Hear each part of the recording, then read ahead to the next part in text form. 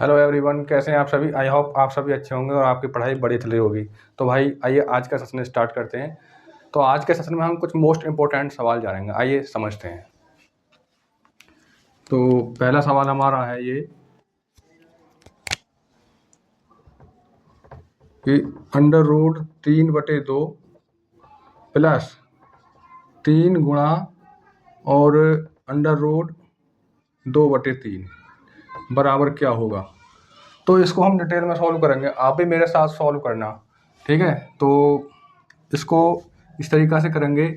तो देखो भाई, ये एक भिन्न है, रूट वाले भिन्न, ठीक है। तो इसको हम इस तरीक़ा से करेंगे कि √3 डिवाइडेड बाई √2, ठीक है, और प्लस 3 गुणा और √2 और डिवाइडेड बाई √3 इस तरीक़ा से लिख सकते हैं, क्योंकि ये दोनों संख्या हमारी रूट में है, ये हमने अलग अलग कर ली, ठीक है। अब देखो √2 और √3 इनका हम ले से लेंगे तो भैया ले से आएगा हमारा √2 गुणा √3, ठीक है।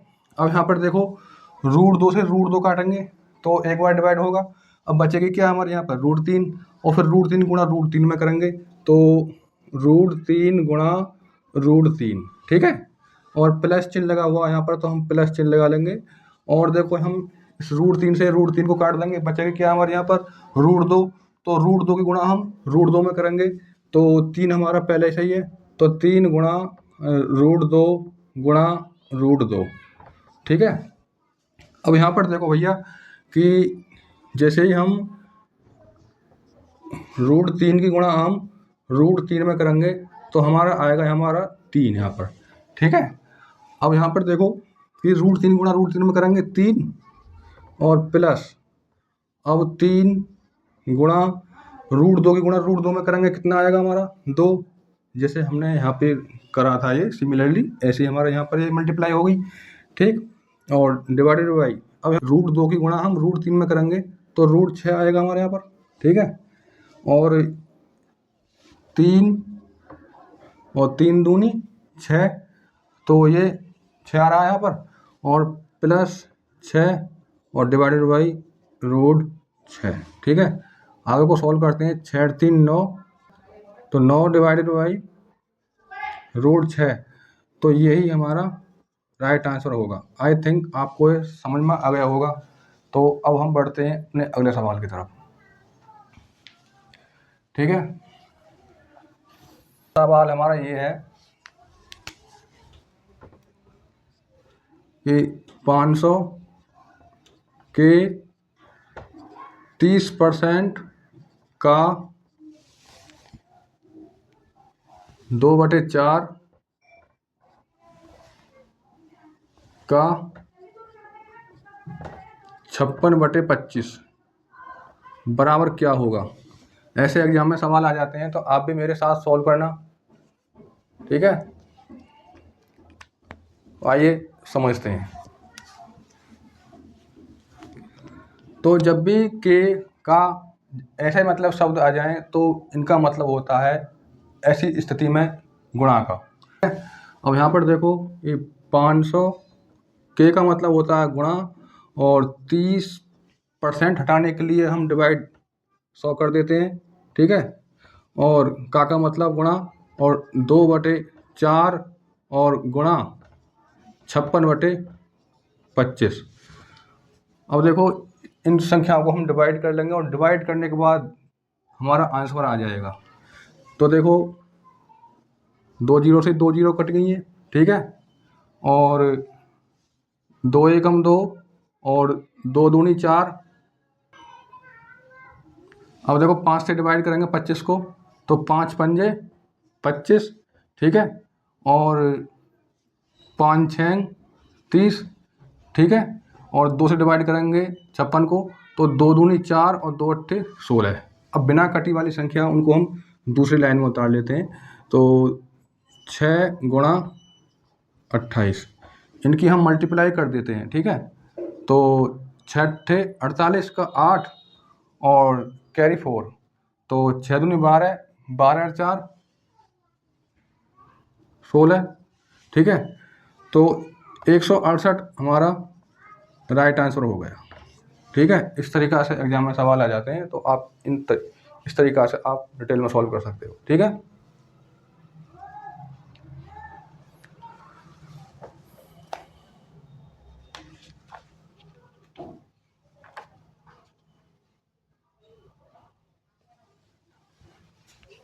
अगला सवाल है हमारा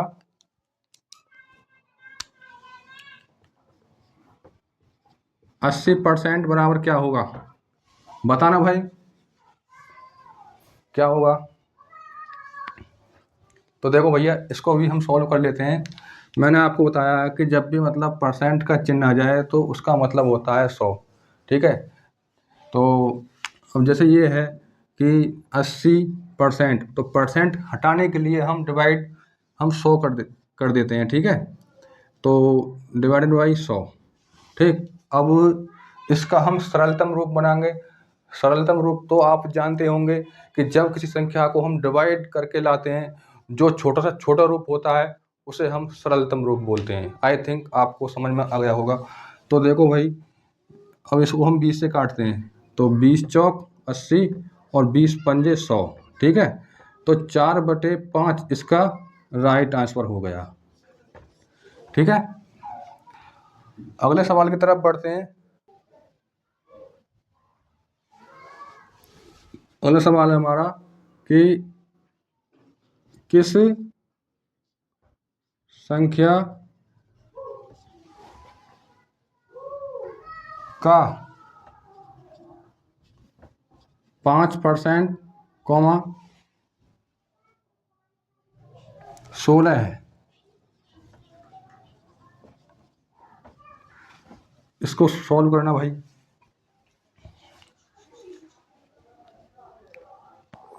तो जब भी ऐसे सवाल आ जाए तो आपको तुरंत क्लिक आना चाहिए आपके माइंड में कि मतलब ये कैसा होगा। तो आइए समझते हैं। तो यहाँ पर देखो, किस संख्या का 5% 16 है?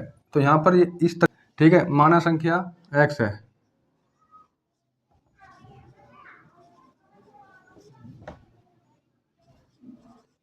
ठीक है, और जो किस संख्या जो बोल रहा है, ये संख्या होगी हमारी x।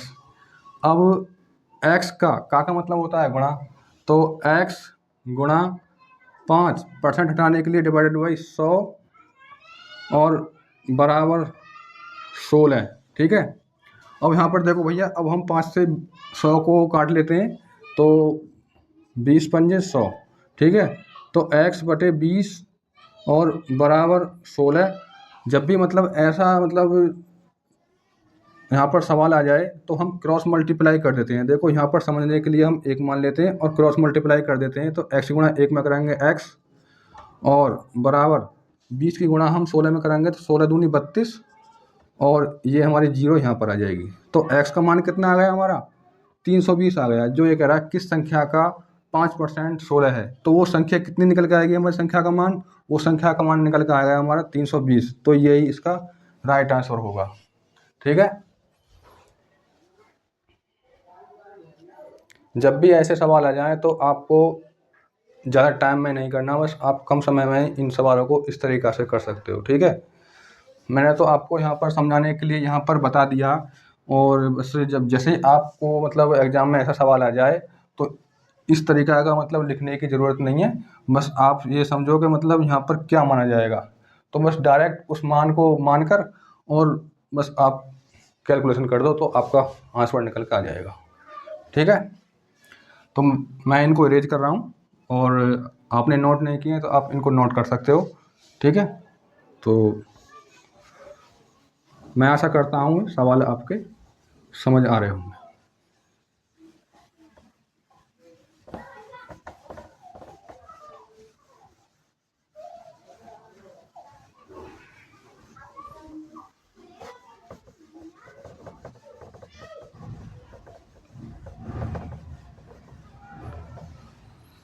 अगले सवाल की तरफ बढ़ते हैं। अगला सवाल है भैया हमारा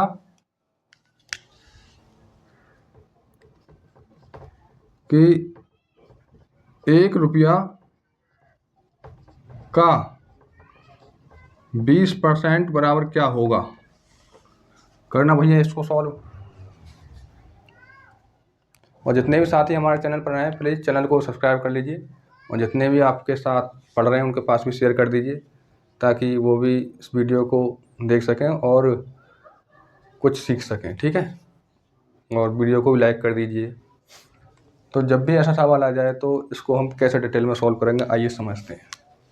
तो आपको पता होगा भैया कि 1 रुपया में कितने पैसे होते हैं।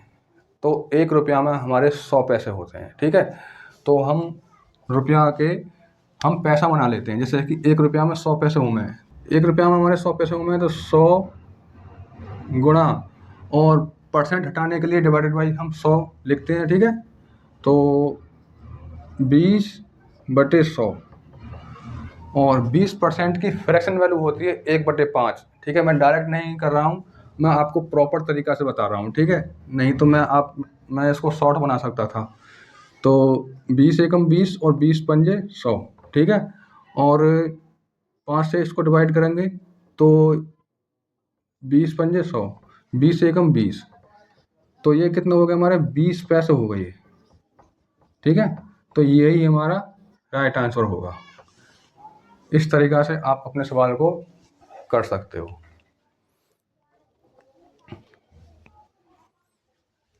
अगला सवाल है हमारा,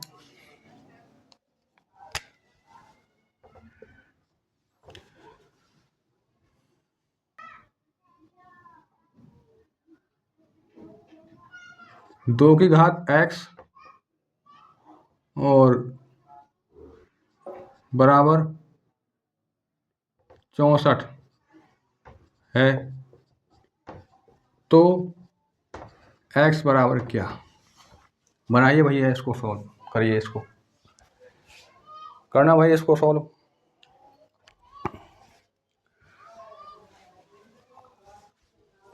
तो जब भी ऐसा सवाल आ जाए तो इसको हम ऐसे डिटेल में सॉल्व करते हैं। जब भी यहाँ पर देखो कि 2 की घात x बराबर 64, अब यहाँ पर देखो 2 की घात x है, तो हम क्या काम करेंगे, 64 और 2 हम पहले आधार समान करेंगे। ठीक है, तो 2 की घात x बराबर, देखो 2 दूनी 4 दूनी 8 दूनी 16 दूनी 32 दूनी 64।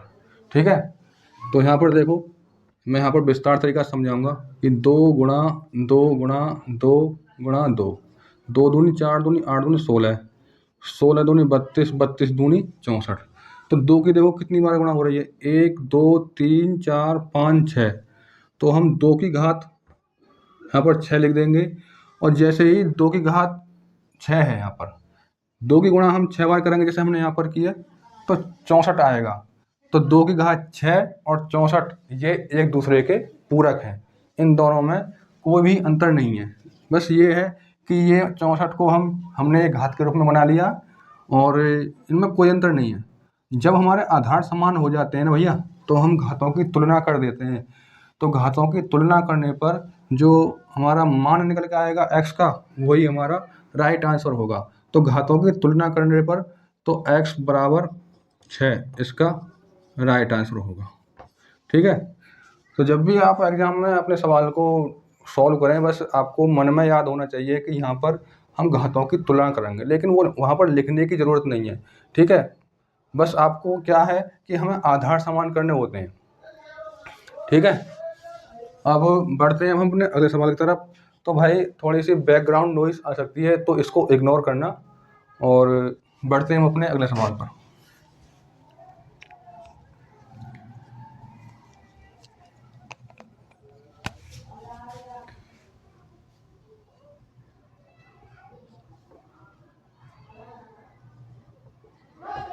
प्रथम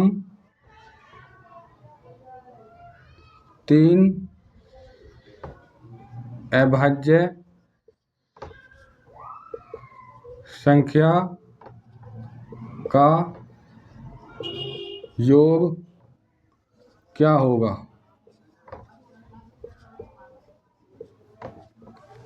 करना भैया इसको सॉल्व।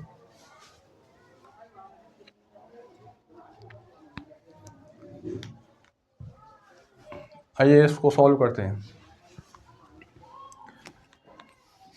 तो यहाँ पर देखो भैया, प्रथम 3 अभाज्य संख्या, तो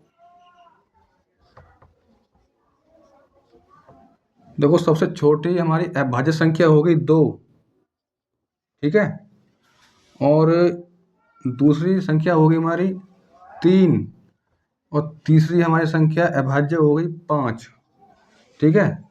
अब इन तीनों का योग पूछ रहा है, तो हम इन तीनों का हम योग कर देंगे, तो वो हमारा आंसर आ जाएगा। 3 और 2 5, 5 और 5 10, यही हमारा राइट आंसर होगा। आई थिंक आपको समझ आ गया होगा कि ये सवाल कैसे होते हैं, भाज्य संख्या कौन सी होती है, अभाज्य संख्या कौन सी होती है। भाज्य संख्या हमारी वो संख्या होती हैं जिनके केवल 2 ही फैक्टर होते हैं। तो इसके केवल 2 ही फैक्टर होते हैं, ओनली 2 फैक्टर, सॉरी फॉर। अब बढ़ते हैं हम अपने अगले सवाल की तरफ।